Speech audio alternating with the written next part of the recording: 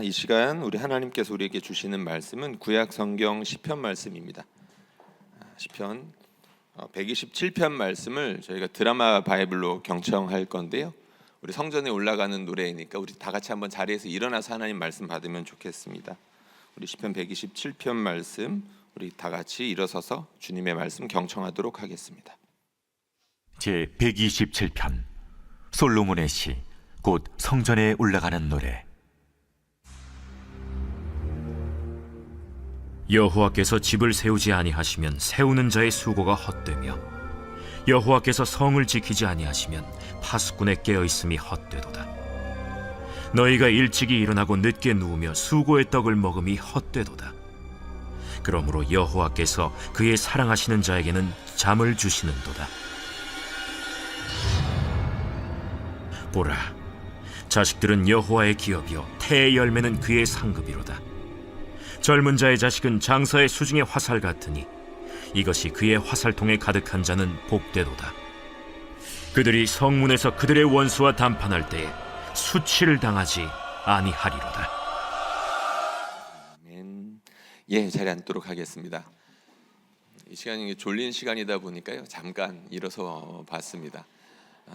우리 같이 좀 인사할까요? 사랑하시는 자에게 잠을 주십니다. 인사하면 좋겠습니다. 사랑하시는 자에게 잠을 주십니다. 네, 사랑하시는 자에게 잠을 주십니다. 지금은 주무시면 안 되고요.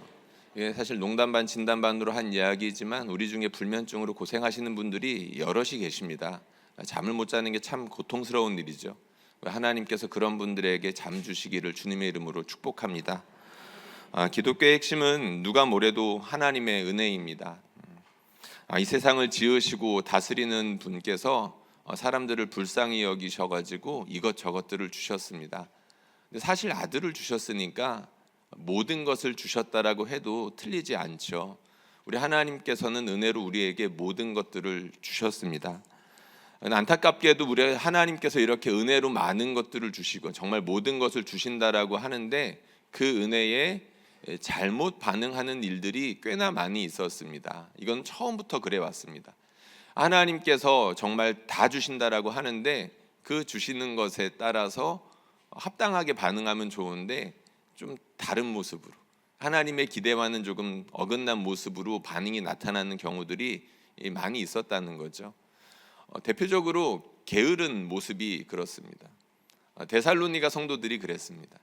데살로니가 성도들 가운데 임박한 종말, 우리 하나님의 마지막 때에 부어질 큰 은혜를 기대하면서 그 사람들 가운데 일부가 일을 하지 않았죠.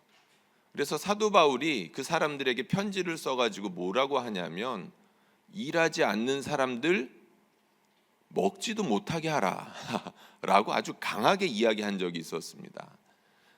그러니까 이 사람들이 하나님의 은혜를 악의적으로 아니면 너무 심하게 오해하고 있다는 것을 바울이 그렇게 강하게 이야기하면서까지 깨우쳐주고 싶었던 거죠. 너희들 정말 큰일 나. 그렇게 게으르게 인생 살다가는 다른 사람들에게 짐만 되는 것이고 하나님 나라를 어지럽히는 일이 되는 거야 라고 하면서 그들에게 일이 무엇인지 그리고 일을 통해서 하나님께서 이루시고자 하는 것이 무엇인지에 대해서 천천히 그리고 친절하게 가르쳐 줍니다. 이 시간에 잠깐 여쭤볼까요? 여러분, 우리 일 왜 합니까? 너무나 큰 주제이니까 자세하게 말하기는 어렵지만 크게 두 가지입니다. 다른 사람들에게 짐이 되지 않기 위해서입니다. 먹고 살아가는 부분에 있어서 자기 책임을 다할 필요가 있다는 거죠. 사도 바울이 말하는 두 번째 이유가 무엇일까요? 그것은 다른 사람들을 돕기 위함입니다. 내가 일하는 것을 통해서 일 자체를 통해서 다른 사람을 도울 수 있고 이를 통해서 얻는 물질적인 것들을 통해서 다른 사람들을 도울 수가 있습니다. 바울은 일의 목적을 거기에서 찾습니다. 어쨌든 데살로니가 성도들이 이렇게 하나님의 은혜에 대해서 잘못 반응하는 일들이 있었습니다. 하나님께서 은혜로우신 분이시다라는 것에 대해서 또 다른 잘못된 반응이 있습니다. 그것이 무엇이냐면 잘못된 선민의식입니다. 우리 하나님이 은혜로우셔서 나를 선택해 주셨어가 지나치게 되면 지나친 선민의식으로 가가지고 다른 사람들을 정죄하는 데까지 이르게 되겠죠.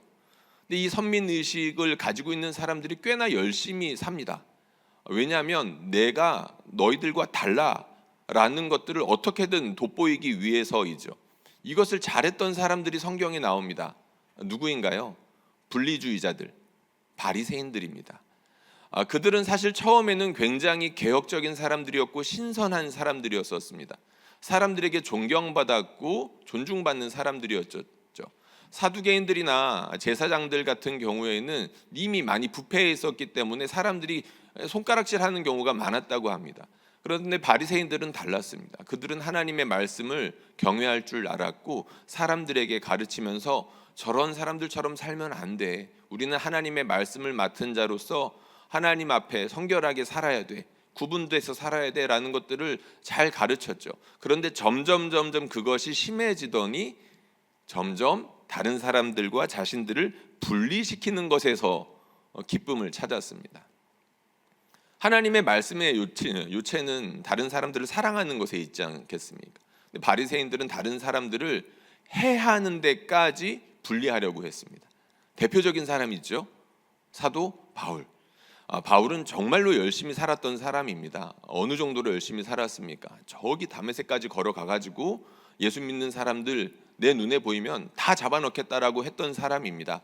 그러니까 선민의식이 지나치면 다른 사람들과 나를 구분하기 위해서 열심히 살게 되고 그 열심은 어디까지 나아가게 되냐면 다른 사람들을 해야 하는 데까지 거침없이 나아가게 된다는 거죠.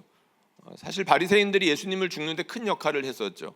그리고 바울 역시 예수님의 제자들을 잡아들이는데 큰 역할을 했던 사람들입니다. 그러니까 하나님의 은혜에 대해서 잘못 반응하면 어떤 사람들은 게을러지기도 하고 어떤 사람들은 잘못된 이유 때문에 열심히 살기도 하고 이런 모습이 나타난다는 거죠. 오늘 우리가 읽은 시편 127편 말씀은 이런 양극단의 사람들을 잘 잡아줄 수 있는 아주 훌륭한 말씀입니다. 하나님께서 집을 세우시지 아니하면 세우는 자의 수고가 헛되다. 하나님께서 지키시지 아니하면 파수꾼의 경성함이 허사로다. 너무나 유명한 말씀이죠. 이 말씀 어떤 말씀인가요? 수고하지 말라는 뜻 아니겠죠. 하나님의 동역자로서 하나님의 은혜를 의지하면서 겸손하게 책임을 다하라는 뜻일 겁니다. 하나님의 일들을 감당하는 데 있어서 열심 없이 감당할 수 없죠. 그러나 겸손하게 우리가 책임질 줄 알아야 된다는 겁니다. 오늘 그 이야기들을 좀 해보려고 합니다. 오늘 이 말씀을 성경에 보면은 삶으로 살아낸 사람들이 몇 명이 나옵니다. 오늘 이 말씀을 좀 주로 나누려고 하는데 하나님께서 집을 세운다는 것을 잘 깨달았던 사람, 그래서 감사하고 그 은혜가 헛되지 않도록 열심히 살았던 사람들 몇 명 생각이 나실 겁니다. 저는 첫 번째로 야곱이 생각이 났습니다. 사실 야곱은 처음부터 그랬던 사람은 아니죠. 야곱은 일단 은혜와 상관없이 열심히 살았던 사람입니다. 자기가 원하는 것을 얻기 위해서 악착같이 살았던 사람이죠. 그의 이름이 왜 야곱입니까? 태어날 때부터 발목 잡고 태어난 사람입니다. 형의 발목을 잡고 이렇게 따라 나왔던 사람이죠. 이 인생 중간에 정말로 형을 사기쳐가면서까지 형을 크게 화나게도 했었습니다. 너무 화나게 해서 자칫 죽을 뻔했었죠. 결국엔 도망갑니다. 도망가서 삼촌의 집에서 몇 년 살았죠?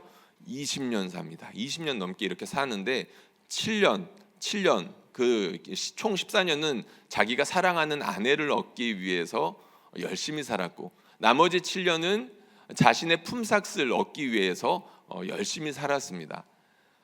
그런데 자칫 삼촌이 너무나도 야곱을 미워하고 욕심이 많아가지고 열심히 일한 대가를 못 받을 뻔했었죠. 그런데 하나님께서 은혜를 주셔서 기가 막힌 방법으로 야곱의 재산을 늘려가십니다. 그런데 그마저도 삼촌이 그것을 용납하지 못해가지고 야곱을 끝까지 쫓아가가지고 빼앗으려고 하는데 그마저도 하나님께서 막으시죠. 그 장면 가운데서 야곱이 하는 아주 놀라운 고백이 있습니다. 이 고백이 정말로 야곱의 고백이 맞아 할 정도로 놀라운 고백인데요. 이 말씀들 저희가 한번 같이 읽어보겠습니다. 먼저 31장에 있는 말씀입니다. 같이 읽어보겠습니다. 시작.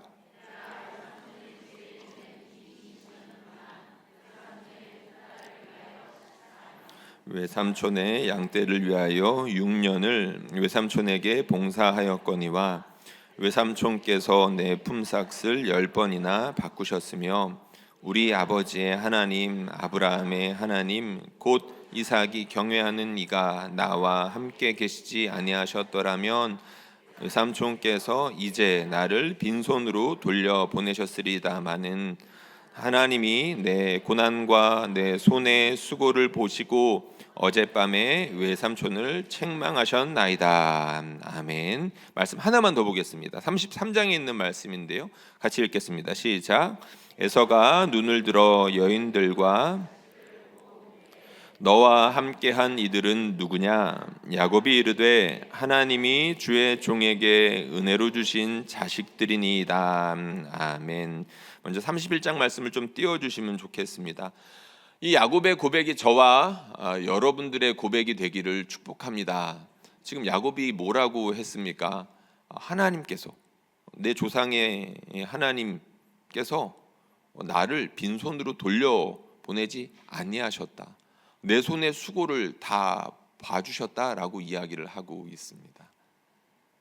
특별한 고백이죠. 야곱에게서 나왔기 때문에 더 특별합니다. 야곱 어땠던 사람입니까? 어떻게라든 악착같이 자기 것을 취하려고 했던 사람입니다. 자기 힘으로 살았던 것을 이렇게 모토로 살았던 사람이죠. 내 힘으로 무조건 살아야 되는 사람이었던 겁니다.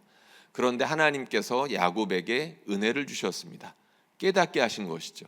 너 힘으로 되는 거 아니야. 열심히 일한다고 해서 결과를 얻는 거 아니야 라는 것을 분명히 깨닫게 해주셨다는 겁니다.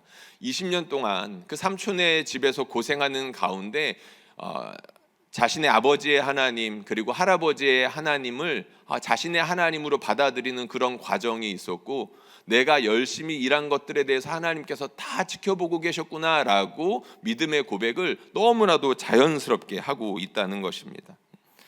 여러분들 일을 열심히 해봤던 사람들이라고 한다면 누구나 알고 있는 중요한 현실이 있습니다. 그게 뭐냐면 열심히 한 만큼 우리가 결과를 얻기가 매우 어렵다는 겁니다. 이건 어디나 마찬가지입니다. 어느 직장에서 일하든 열심히 일하는 만큼 대가를 주시면 너무나도 좋겠는데 그렇지 않는 경우가 허다하다는 거죠. 이건 뭐 개인 사업을 하는 사람도 마찬가지고 누군가에게 고용이 돼서 일하는 사람들도 마찬가지입니다. 제가 신학교 가기 전에 3년 정도 회사에서 일을 한 적이 있었습니다. 그때 그 회사를 운영하시던 사장님이 직원들과 가끔 이렇게 자리를 하면서 자신의 성공에 대해서 이야기를 해주셨던 적이 있습니다. 근데 그분은 회사만 잘 되는 게 아니라 뭔가 돈을 벌기 위해서 정말 손을 대는 것마다 잘 되는 분이셨습니다. 참 특별하죠. 그러니까 직원들이 너무 궁금해하고 어떻게 하면 그렇게 돈을 벌 수 있을지에 대해서 자주 물어봤던 것 같습니다. 여러분들이 궁금해하시는 것 같습니다. 제가 그 비밀을 지금 다 말해드릴 수는 없고요. 예, 그분이 이렇게 이야기하시면 주로 어떤 이야기를 하셨냐면 제가 운이 좋았습니다라는 이야기를 항상 해주셨습니다. 목소리도 중후하셔가지고 그 말을 듣는데 그분은 믿는 분도 아니었거든요. 그 말이 그렇게 참 은혜롭게 들렸습니다. 제가 참 운이 좋았습니다라고 이야기해 주셨습니다. 여러분, 세상에서 성공을 경험한 많은 사람들이 사실 그 이야기를 합니다. 내가 운이 좋았습니다. 이 말은 열심히 필요 없다는 뜻이 아니죠. 경험이 필요 없다는 뜻도 아닙니다. 공부해야 된다는 뜻이기도 하고 그리고 많은 사람들이 도움이 필요하다는 뜻이기도 한데 그 모든 것 위에 운이 작용했다라는 솔직한 자기 고백인 것이죠. 정말 결정적인 순간 그 타이밍이라는 것 아니면 수많은 변수들 가운데에서 돈을 벌 수 있게 하는 것들이 자기 자신만의 노력으로 안 되는 것을 아는 사람들이 분명히 많이 있습니다. 근데 하다못해 이렇게 세상 가운데에서도 믿지 않는 사람들도 그런 고백을 하는데 하물며 하나님의 주권을 인정하는 사람들이 일하는 태도와 그 결과들에 대해서 바라는 태도는 어떠해야 될까요? 워낙 오래전이긴 한데 우리 목사님께서 은칠기삼이라고 설교해 주신 적이 있습니다. 제목이 참 특별하죠. 세상 사람들은 운칠기삼이라고 하는데 그 앞에 있는 운을 갖다가 은혜로 바꿔가지고 은칠기삼으로 설교하셨던 적이 있어요. 그러니까 하나님의 백성들에게 은혜를 베푸시면서 그 수고한 것들에 대해서 그것보다 더 많이 갚아주신다라는 설교를 해주셨던 거였습니다. 믿는 사람들에게는 그런 자세가 필요하다는 거죠. 야곱은 이렇게 자신이 수고한 것들에 대해서 하나님께서 책임져 주셨다라는 고백을 했는데 그것만 한 것이 아니죠. 33장 말씀 다시 한번 띄워주시면 좋겠습니다. 야곱은 어떤 고백까지 했냐면 자기 자녀들에 대한 이야기까지 합니다. 자식에 대한 이야기라면 야곱은 할 얘기가 참 많은 사람입니다. 여러분들 가운데에도 자녀 이야기라면 나도 좀 할 이야기가 있지라고 하는데 야곱 앞에서는 명함을 내밀기가 좀 어렵죠. 야곱은 일단 자녀가 아들만 12 그리고 딸 하나까지 해서 13. 엄청나죠. 아내가 2 그리고 시중이 2 해가지고 4명의 여성을 통해 가지고 13명이나 낳았습니다. 근데 야곱과 라헬이 한번 중간에 다투는 장면이 나오는데요. 어떤 장면이냐면 언니 레아가 자꾸 아들을 잘 낳는데 라헬이 시기가 나는 겁니다. 여러분, 야곱이 누구 사랑했었죠? 라헬을 사랑했었습니다. 야곱의 마음은 어떠했을까요? 자기가 사랑하는 여성이 아이를 낳았으면 좋겠는데 야곱도 마음이 안타까웠을 겁니다. 그래서 한 번은 라헬이 뭐라고 이야기를 하냐면 나로 하여금 자녀를 좀 낳게 하라고 막 야곱에게 화를 내는 순간이 있습니다. 그러자 야곱이 화를 내면서 라헬에게 뭐라고 하냐면 내가 하나님을 대신하겠느냐라고 이렇게 성을 확 내는 장면이 나옵니다. 야곱은 알고 있었죠. 자신의 할아버지도 아이를 낳는 것 때문에 고생했던 사람입니다. 그리고 자기 아버지 역시 아이를 낳는 것 때문에 고생했던 사람입니다. 아브라함도 그렇고 이삭도 마찬가지였다는 거죠. 아이를 낳는 것이 절대적으로 하나님의 주권 가운데 있다는 것을 누구보다도 잘 알았던 사람이 야곱이었다는 겁니다. 근데 레아에게 아들이 계속 생기는 건 역시 하나님의 주권 가운데 있는 건데 라헬이 아이를 낳지 못하는 건 역시 하나님의 주권 가운데 있다는 것을 안타깝지만 알고 있었다는 거죠. 그리고 난 후에 라헬이 어떤 사람을 낳습니까? 요셉을 낳았죠. 그리고 나중에 베냐민도 낳았습니다. 그리고 난 다음에 이제 에서 형님을 만나게 되는데 이 에서를 만났을 때 그 고백을 하는 겁니다. 하나님께서 내게 은혜로 주신 자녀들입니다 라는 고백을 했다는 거죠. 여러분 믿으시기 바랍니다. 자녀들 누가 주는 걸까요? 제가 제 아내의 손을 잡았기 때문에 아내가 아이를 낳았을까요? 그것은 하나의 요인이 될 수는 있겠죠. 그러나 우리 하나님께서 우리 아내의 태를 여시고 아들을 셋이나 주셨습니다. 이 이유는 저도 잘 모르겠습니다. 나중에 가면 점점 알겠죠. 하나님 앞에 가면 좀 여쭤보고 싶은 거기도 합니다. 안타까운 일들이 많이 있습니다. 교회에는 교회뿐만이 아니죠. 아이를 낳고 싶지만 갖지 못하고 있는 분들이 참 많습니다. 처음부터 아이를 갖지 못하는 분도 있고 아이를 한 명을 낳았는데 둘째를 갖고 싶은데 그렇지 못하는 경우도 있고 셋째를 갖고 싶은데 그렇지 못하는 경우들도 있죠. 여러 가지 이유가 있을 겁니다.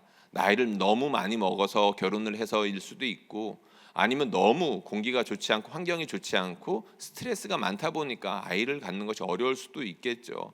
참 안타까운 사연들입니다. 이런 안타까운 장면들을 우리가 마주하면서 점점 뼈저리게 느끼는 것이 무엇입니까? 아이는 하나님께서 주시는 거구나라는 사실입니다. 야곱에게는 그 고백이 있었습니다. 많은 아이들이 있었지만 이 아이들 하나하나가 우리 하나님께서 주셨던 거구나라는 것을 그 급박한 상황 가운데에도 그렇게 고백할 수가 있었다는 거죠. 오늘 우리가 읽은 시편은 127편입니다. 솔로몬의 시라고 되어 있는데 이 말씀을 읽는데 자꾸 야곱 생각이 났었습니다. 너무 야곱의 이야기와 닮아 있었기 때문이죠. 그런데 솔로몬의 시입니다. 솔로몬이 고백했다는 거죠. 솔로몬이 여호와께서 집을 세우지 아니하시면 이렇게 고백했고 자녀들 역시 하나님께서 주신 선물들이야 라고 이야기했다는 겁니다. 솔로몬이 왜 그런 고백을 했습니까? 성전을 지으면서 뼈저리게 느꼈기 때문입니다. 성전을 건축하는데 그 성전을 건축하기 위한 자재들과 모든 인력들 어디로부터 왔습니까? 사실상 자기 아버지로부터 왔던 겁니다. 다윗이 평생에 성전을 건축하고 싶었지만 하나님께서 막으셨었죠. 대신에 네 아들이 성전을 건축할 거야라고 했습니다. 그래서 다윗이 어떻게 했나요? 평생 전장에서 수고하며 얻었던 것들을 성전을 짓기 위해서 헌물로 내놓고 계속해서 쌓아왔었습니다. 그거를 솔로몬이 누구보다도 잘 알고 있었겠죠. 이렇게 성전을 지을 수 있었던 거는 내 수고가 아니라 우리 아버지 수고였었지, 아니 정확히 말하면 하나님께서 우리 가문에 주셨던 거였지, 아니 이스라엘에게 주신 거였지라는 믿음이 있었다는 거예요. 그리고 솔로몬이 왕이 될 수 있었던 이유도 사실은 은혜 때문이죠. 왕의 서열 순서대로, 왕자들의 서열 순서대로 따지면 솔로몬은 나중에나 차례가 돌아오는 사람입니다. 심지어 밧세바를 통해서 낳은 아들이 솔로몬이었었죠. 왕이 되기에는 뭔가 흠이 있고 손가락질 당하기 쉬운 사람이었다는 것입니다. 근데 그럼에도 불구하고 하나님께서 은혜로 솔로몬을 왕으로 세워주셨죠. 그건 솔로몬도 아는 사실이었고 주변에 있는 모든 사람들이 다 아는 사실이었습니다. 하나님께서 이 사람을 세우신 거다라는 그런 합의가 있었다는 거죠. 솔로몬이 그걸 너무나도 잘 알았다는 겁니다. 그러니까 하나님께서 나를 왕으로 세우셨지, 하나님께서 나를 통해서 이 성전을 세우셨지라는 그런 진지한 고백이 있었다는 것이죠. 그러니까 이 고백은 솔로몬의 고백이기도 하고, 아까 말씀드렸던 야곱의 고백이기도 하고, 그리고 하나님의 은혜를 힘입어 하나님의 일들을 감당했던 모든 사람들의 고백이 될 수 있다는 겁니다. 특별히 사도 바울도 그렇습니다. 하나님의 집을 세우기 위해서 정말 열심히 일했던 사람 중에 하나가 사도 바울인데, 바울이 했던 유명한 고백이 있습니다. 이 말씀 우리가 한번 같이 읽어보겠습니다. 고린도전서 15장 10절에 있는 말씀입니다. 이 고백이 저와 여러분들의 고백이 되기를 축복합니다. 같이 읽겠습니다. 시작. 그러나 내가 나 된 것은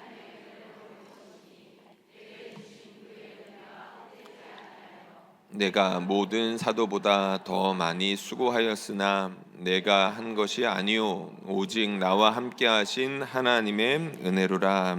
아멘. 바울은 하나님께서 은혜 주셨다는 것을 너무나도 잘 알고 있었습니다. 그를 움직이게 했던 것은 하나님의 은혜였었습니다. 그로 하여금 예루살렘으로부터 저 로마 끝, 로마를 넘어서 서바나까지 가게끔 했던 것은 은혜였었습니다. 바울로 하여금 끊임없이 움직이면서 하나님의 복음을 전하게 했던 것이 은혜였다는 거죠.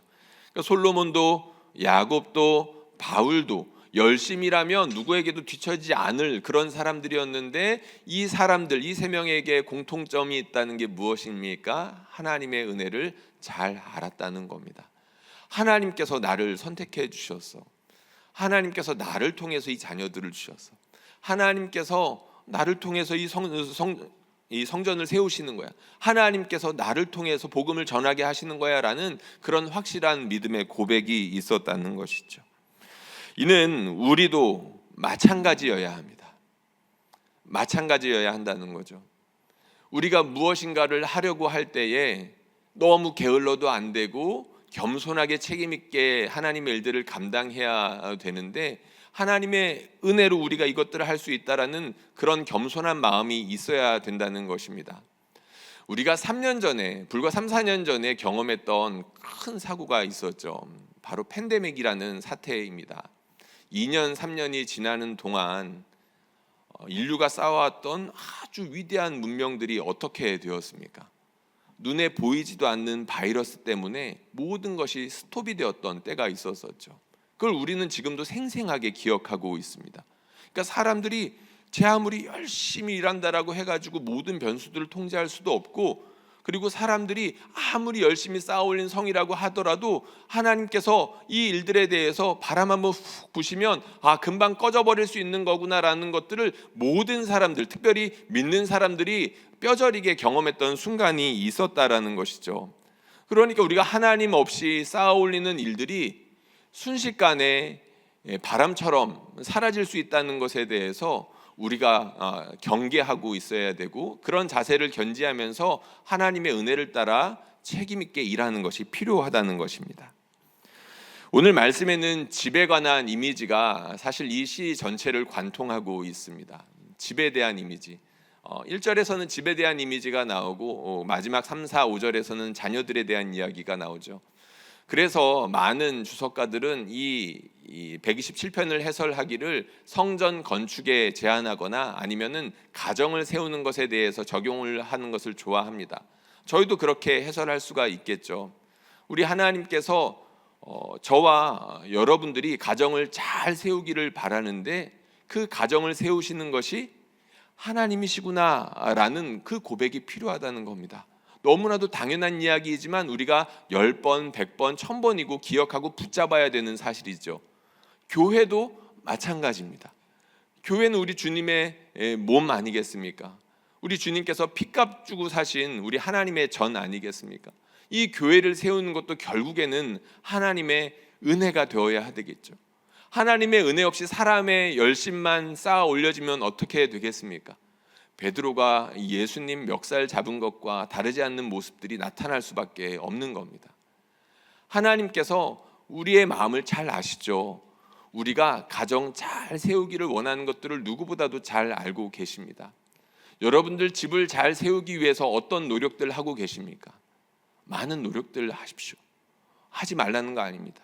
그런데 한계가 있다는 것들을 이미 다 뼈저리게 알고 계시죠. 우리 하나님께 가지고 나와야 됩니다. 그래서 우리의 기도의 자리가 가정을 위해서 더 많이 기도하는 사람들로 채워져야 됩니다. 집을 위해서 우리가 기도해야 될 게 얼마나 많습니까? 배우자를 위해서, 자녀들을 위해서 기도하지 않으면 살 수 없는 일들이 얼마나 많습니까? 그러니까 하나님과 함께 집을 세우는 건 무엇일까요? 겸손하게 기도하면서 하나님께 은혜를 구하면서 우리의 할 일들을 하는 거겠죠. 오후 예배 때는 중직분들이 많이 나와 계십니다. 그리고 오늘 또 CLT가 있다 보니까 교구장님들과 우리 셀리더 분들 많이 나와 계시죠. 우리 중직분들 교회를 세우시기 위해서 부름 받으셨죠? 아멘.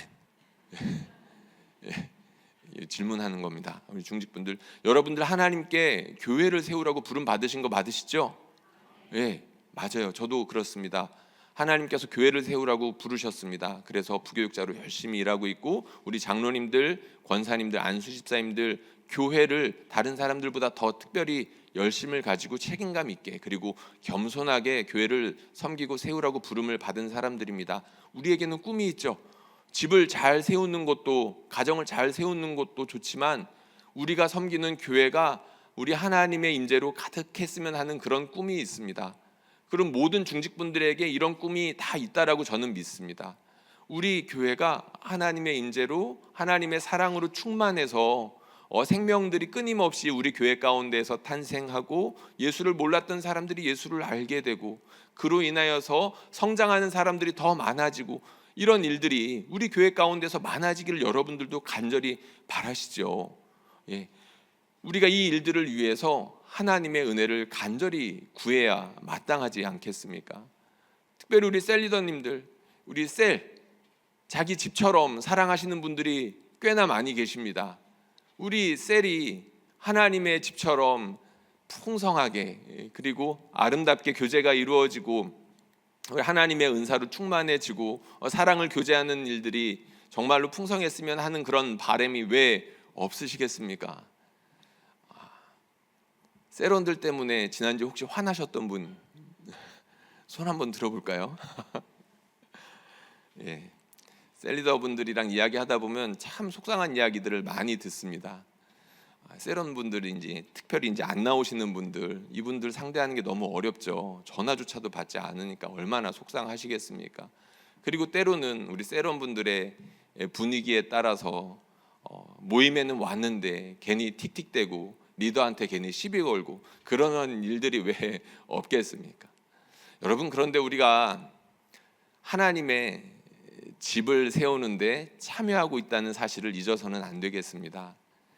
그 한 사람 잡고 겸손하게 우리가 씨름하기 시작할 때 어떤 일들이 일어날까요? 하나님께서 야곱을 통해서 이스라엘을 세우셨습니다. 하나님께서 솔로몬 같은 사람을 통해서 하나님의 성전을 세우셨습니다. 하나님께서 사도 바울 같은 사람을 통해서 로마로 저 스페인까지도 복음을 전하게 하여 주셨습니다. 작은 자로 천을 이루게 하신다라는 말은 거짓이 아닙니다. 한 사람 붙잡고 하나님의 집을 세우기 위하여 씨름하는 사람들을 통해서 우리 하나님은 하나님의 거룩한 집을 세워 나가십니다. 여러분, 우리 하나님께서 집을 세우신다라는 사실이 이렇게 우리에게는 겸손한 마음을 가져다 주고, 그리고 우리에게 동시에 위로도 가져다 줍니다. 하나님께서 세우신다고 하니까 필요한 모든 것들을 하나님께 구해야 되죠. 그러니까 우리가 겸손해야 됩니다. 그리고 우리가 노력했던 것보다 더 크고 놀라운 집들을 하나님께서 짓고 계시는데 그 일에 우리를 참여시켜 주시는 것 아니겠습니까? 그 일이 우리에게 위로가 되고 소망이 됩니다. 바라기는 저와 여러분들에게 이 위로와 소망이 가득 찼으면 좋겠고, 하나님의 집을 세우는데 하나님의 은혜가 필요하다라는 그런 겸손한 마음으로 가득할 수 있기를 주님의 이름으로 축복합니다. 우리가 이 시간 함께 짧게나마 기도하고 마치면 좋겠습니다. 여러분들의 가정을 위해서 기도하면 좋겠고, 여러분들의 섬기는 우리 서울유년교회를 위해서 기도하면 좋겠습니다. 하나님, 우리 가정이 잘 세워졌으면 좋겠습니다. 도무지 내 뜻대로 되지 않는 배우자와 말을 듣지 않는 자녀들이 하나님의 은혜 가운데 돌아오게 하여 주십시오. 그래서 우리 하나님의 아름다운 집, 우리 가정이 하나님의 아름다운 집이 되게 해 주십시오. 그리고 우리가 섬기는 서울은연교회를 위해서 기도하면 좋겠습니다. 하나님, 담임 목사님 부재 중에 있지만 이 교회를 세우는 분은 결국에는 하나님이십니다. 하나님께서 우리 교회의 주인이라는 것을 더욱더 이 시간 드러내시고, 이 기간 동안에 하나님께서 영광스럽게 빛내주셔서 우리가 하나님의 집을 섬긴다는 것을 분명히 자각하게 하여 주시고, 이 일들에 헌신하는 중직들이 되게 하시고, 교구장이 되게 하시고, 셀리더가 되게 하여 주십시오. 특별히 우리 셀리더들 많이 있는데 여러분들 셀을 위해서 더 기도하면 좋겠습니다. 하나님, 우리 셀에, 우리 교구에 하나님의 집이 세워지고 있습니다. 이 일을 위하여 우리가 부름받았습니다. 한 사람 붙잡고 씨름하는 것 사소하게 여기지 아니하고 주님의 집을 세우는데 이 한번 바칠 수 있도록 도와주십시오. 거기에 은혜를 주십시오. 우리 한번 주여 부르고 기도하겠습니다.